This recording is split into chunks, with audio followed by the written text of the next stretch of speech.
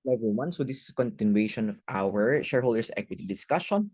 This time we'll discuss about dividends. So we have retained earnings here, which represents the cumulative profits which are retained in business and not yet distributed to the shareholders. So we have unappropriated or unrestricted, and we have appropriated or restricted. Na discuss na natin yan kanina when we went through our treasury shares. Pero aside from treasury shares, pwede rin na yung appropriation natin is coming from legal requirement na statutory reserves, contractual requirement. For example, kailangan na may ma-maintain tayo, may ma-restrict tayong retained earnings out of a bond contract, and voluntary. Ayan. So, just in case gusto natin na magkaroon lang ng reserve, kung may contingency or for business expansion, meron tayong kailangan bilhin na property, plant, and equipment. So, kailangan natin mag-set up ng reserve from our retained earnings. So, those are all kinds of appropriation. At kaya siya sineseparate para lang clear sa ating company na itong portion ng retained earnings na to ay hindi i-distribute as dividends. Appropriations do not affect total shareholders' equity or total retained earnings. Hinahati lang natin, no? But at the end of the day, they are both part of our retained earnings. Ayan.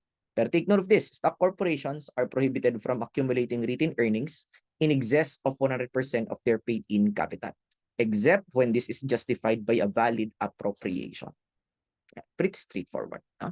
So, bawal mag-maintain yung ating stock corporation ng kanilang retained earnings in excess of paid-in capital. Kung magkano yung kinontribute basically. Hindi lang share capital, pati subscribe share capital and share premium. So, in excess of that, bawal na in general na mag-keep ng retained earnings except kung, yun nga, meron tayong valid na appropriation. For dividends, it may be in the form of cash dividends, distribution in the form of cash.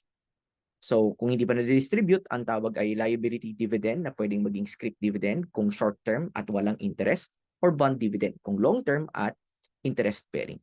It can also be property dividend if we will distribute non-cash asset and it will be measured under fair value, and share dividends or stock dividend na pwedeng maging small or big.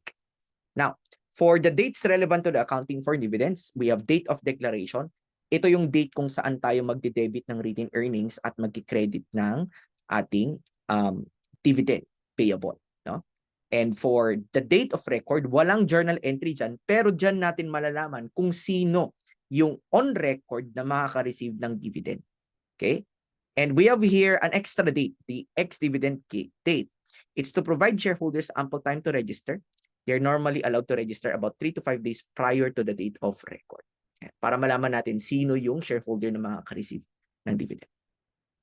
Then kapag di-distribute na yung dividend, the date of distribution, we debit dividends payable, we credit cash or the property that we will give. Pwede rin yung ating share capital kapag shares, yung din-distribute natin. Accounting for property dividend payable. The liability or property dividends payable is accounted for as follows. It's initially measured at the fair value of non-cash asset at the date of declaration, subsequently measured at fair value at the end of each reporting period. So kailangan nating i-update yung kanyang value at the end of each reporting period. And then on settlement date, any difference between property dividends payable and the carrying amount of the non-cash asset is recognized as gain or loss. Ayan. So, i-update natin yung value ng ating dividend habang hindi pa na-distribute, property dividend, every reporting date and on the date of distribution. Next, accounting for share dividend kapag less than 20%, small. Kapag large, 20% or more. Kapag small, yung retained earnings natin nakadebit sa fair value. Tapos meron tayong share premium for the difference between fair value and par value. Pero pag large, yung retained earnings ay nakadebit for the par value kaya wala tayong share premium. Kaya dapat ito, hindi par value. None. Ayan. A liability is recognized only for cash dividends or property dividends. No liability is recognized for share dividends or stock dividends. So take note, no? Ang mangyayari lang dito kapag stock dividend, lilipat from one equity account to the other. Maski pa hindi na di-distribute yung ating dividends, kumbaga stock dividends payable, no? Still, equity account siya. Hindi siya part ng ating liabilities. All right, let's go to our examples.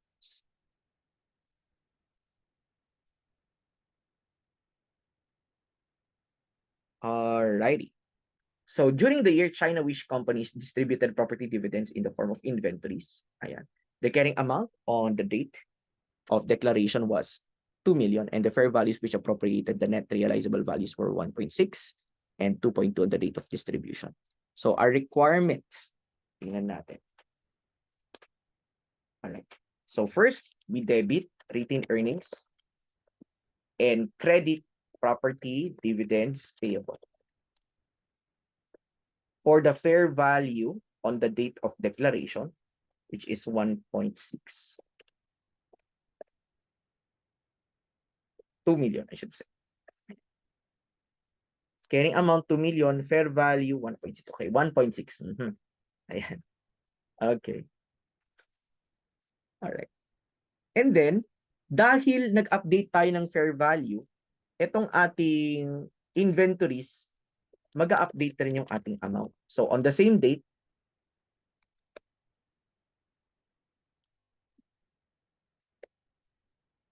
so this is date of declaration, debit impairment loss, credit inventory. For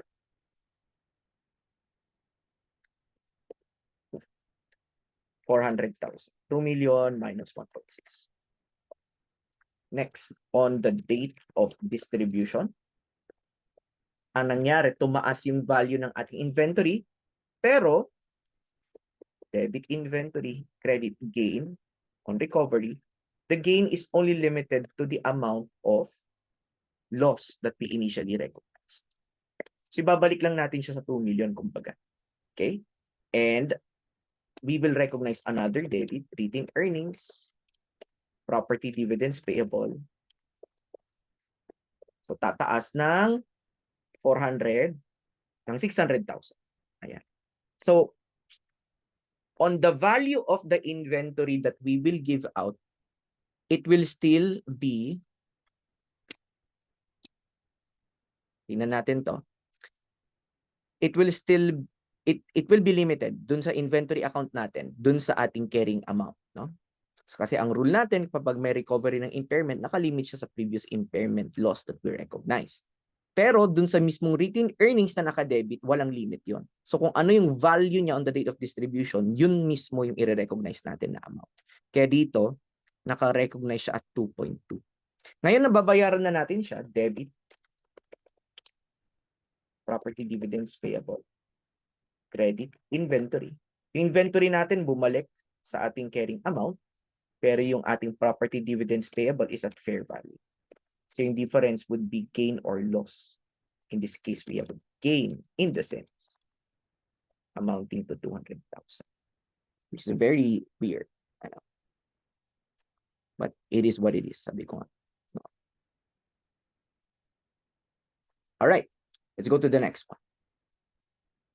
Doleful Company has 1.6, has 16,000 issued shares, 4 subscribed shares, and 2 treasury shares.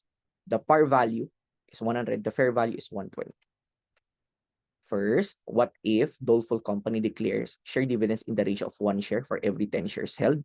And letter B, what if Doleful Company declares share dividends in the ratio of 1 share for every 5 shares held? Okay, so first, our outstanding shares would be 16 plus 4 minus 2 4.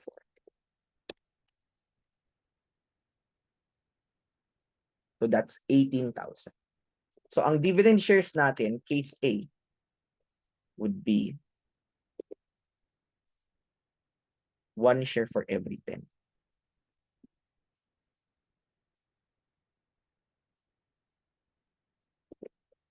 $1.8. Sa case B,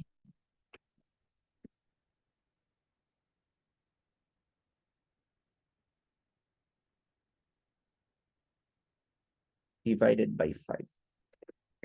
So 3/6. Okay. So as a percentage, this would be 10%. Dito naman, this would be, ayan. So 10 and 20. Okay. So yung isa small, stock dividend,